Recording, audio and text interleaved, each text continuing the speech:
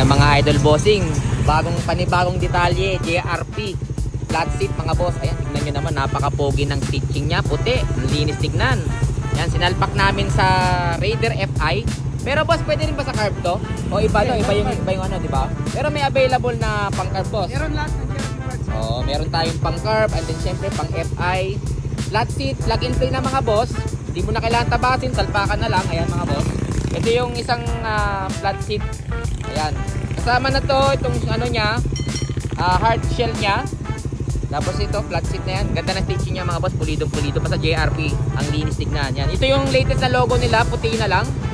Yan, sinalpak namin dito sa Raider FI mga boss. Ayan. Ito yung kakakabit lang mga boss, oh. Pogi. Ayan, JRP flat seat.